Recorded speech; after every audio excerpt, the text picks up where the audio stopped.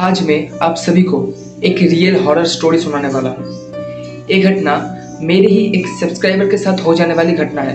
जब ये घटना मैं पढ़ रहा था तब यार मेरे तो रोंगटे खड़े हो रहे थे। आप जब यार ये घटना सुनोगे आप सभी के रोंगटे खड़े हो जाएंगे। आज का घटना हमें भेजे हैं अमित जी ने। तो अमित जी ने जैसे लिखा है ठीक वैसे ही पढ़ते हैं। लेकिन उससे पहले अगर आपके साथ या फिर आपके कोई रिश्तेदार के साथ ऐसी ही कोई डरावनी घटना घटी है या फिर आपने कोई डरावनी घटना सुनी है किसी के भी मुंह से, तो आप हमें घटना लिख के भेज सकते हैं। अगर हमें पसंद आया तो हम जरूर पढ़ के सुनाएंगे।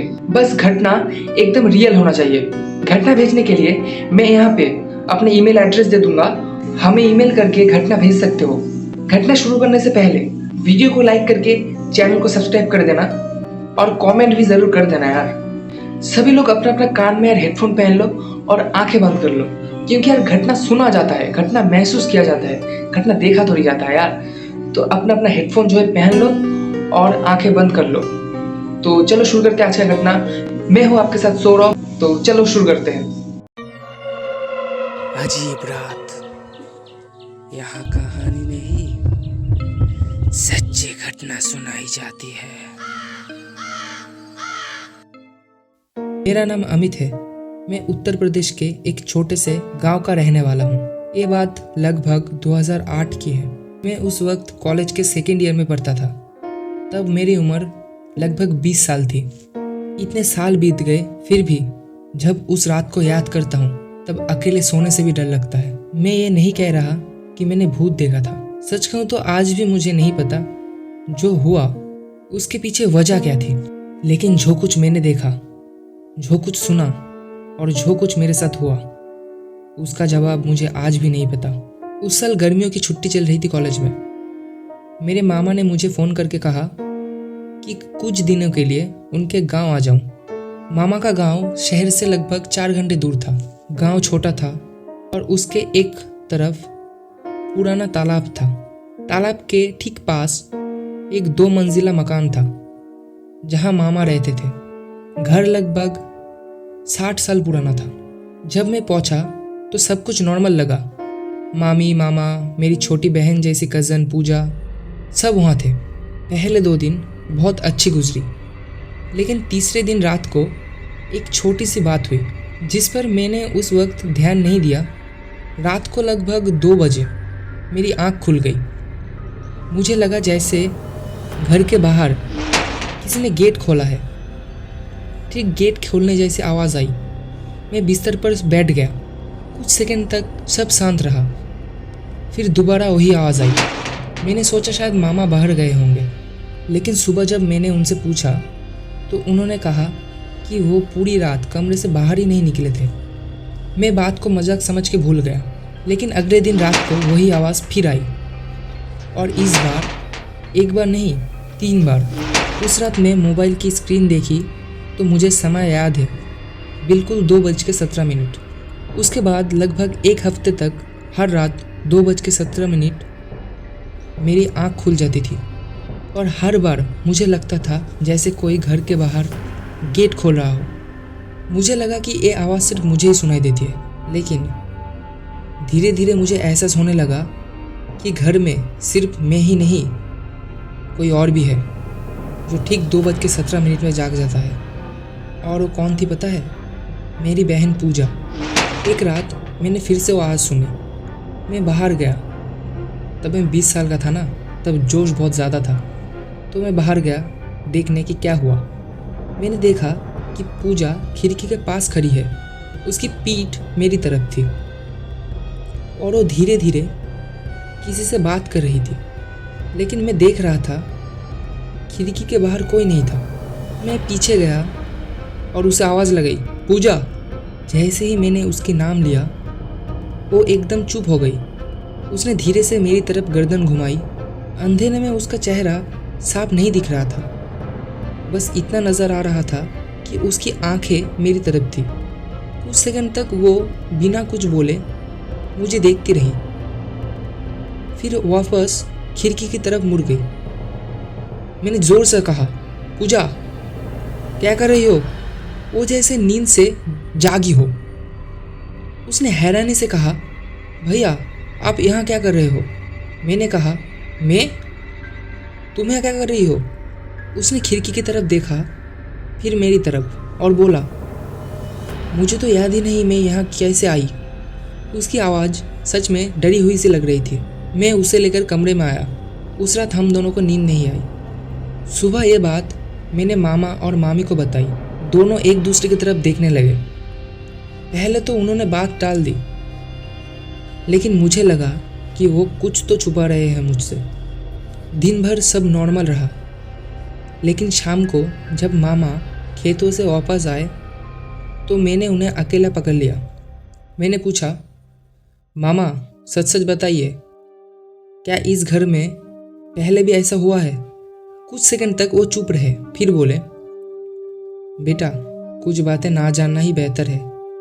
ये सुनकर मेरी क्यूरियोसिटी और भी बढ़ गई। उस रात मैंने फैसला किया कि 2:17 तक मैं जागूंगा।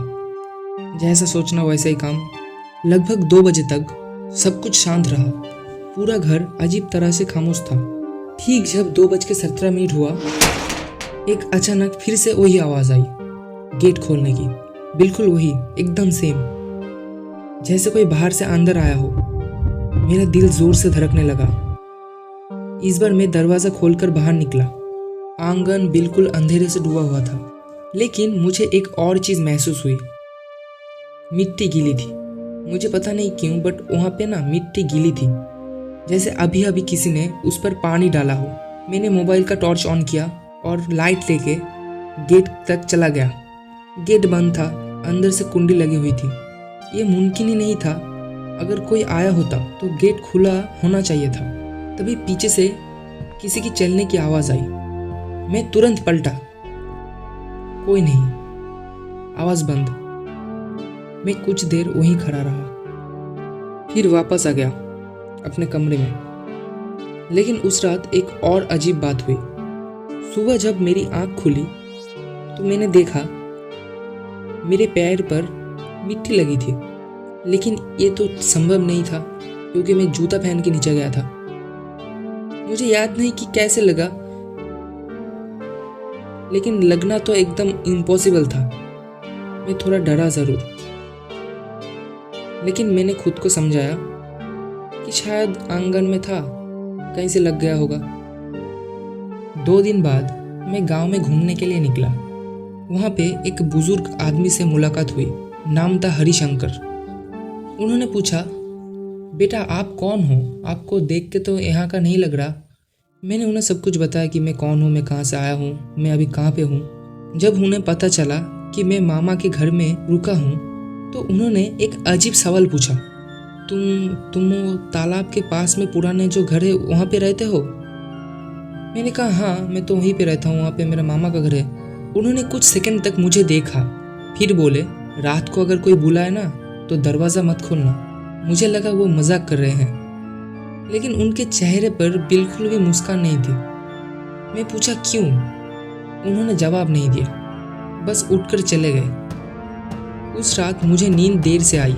लगभग 3 बजे मेरी आँख खुली। इस बार किसी आवाज़ से नहीं। मुझे लगा जैसे कोई मेरे कमरे के बाहर खड़ा है, दरवाजे के उस पार, और बस खड़ा है। ना चल रहा है, ना बोल रहा है, बस खड़ा है। कभी कभी इंसान को किसी चीज़ का एहसास हो जाता है, बिना देखे बिना सुने। सौरभ, आपने भी शायद ऐसे नोटिस किया होगा कि मतलब कुछ एहसास होता है कि कोई अगर खड़ा हो तो पीछे से कोई आ रहा हो तो।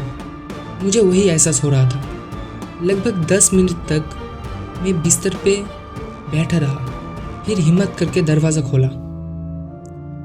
बाहर देखा तो बाहर कोई नहीं था, लेकिन दरवाजे के सामने एक गीला निशान था, एक पैर का, सिर्फ एक, जैसे किसी ने गीली पैर से ज़मीन पर कदम रखा हो और फिर हवा में गायब हो गया हो।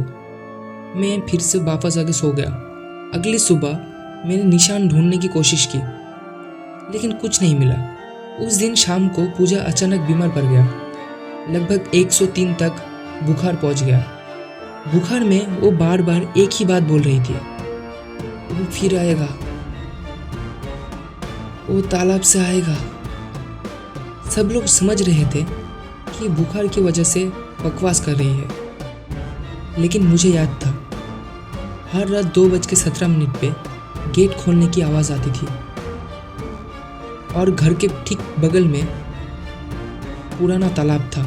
उस रात मैं छत पर चढ़ गया। मैं देखना चाहता था कि सच में क्या होता है और गेट ठीक 2:17 पे क्यों खोलता है। रात धीरे धीरे गुजर रही थी। गांव की सारी आवाज़ बंद हो चुकी थी, लाइट भी ऑफ, पूरा अंधेरा। ठीक 2:17 और तब मैं पहली बार कुछ देखा।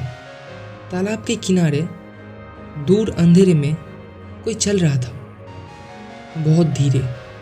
मैं उसका चेहरा तो नहीं देख पा रहा था, ना कपड़े, बस इतना कि कोई आदमी था।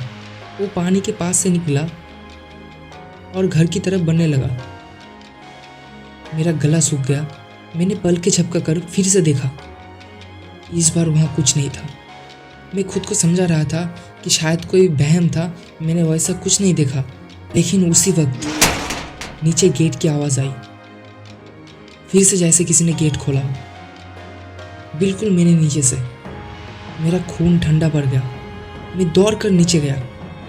गेट बंद था, अंदर से कुंडी लगी थी। उस रात पहली बार मुझे लगा कि शायद ये सब मेरी कल्पना नहीं है, क्योंकि गेट के पास मिट्टी में गीले पैरों के निशान थे और वो निशान सीधे घर के अंदर की तरफ चले गए थे।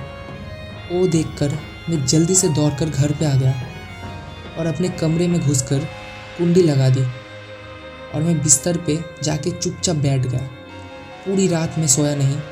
उसके अगले दिन ही मैं जल्दी से अपने घर आ गया शहर में। शहर में आके लगभग मुझे 1 हफ्ते तक बुखार था। उस घटना के लगभग 1 साल बाद पूजा मर गई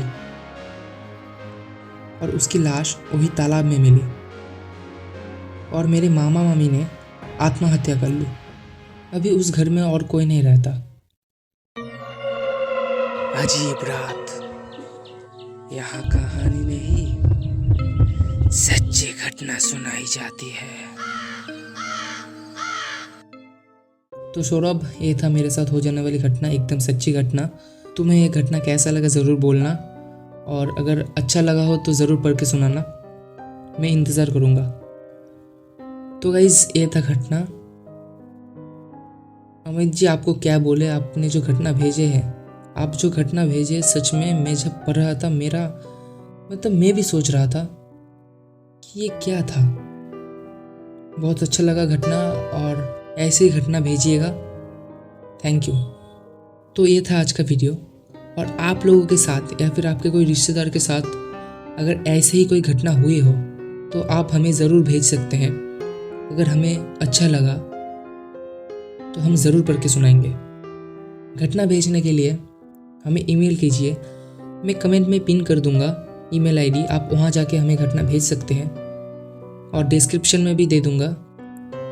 आप लोग ज़रूर, अगर आपके साथ या फिर आपके कोई रिश्तेदार परिवार वालों के साथ अगर ऐसे ही कोई घटना हुई हो तो आप लोग हमें ज़रूर भेजिए, ईमेल करके ज़रूर भेजिए। हम ज़रूर, अगर अच्छा लगा तो ज़रूर पढ़ के सुनाएंगे।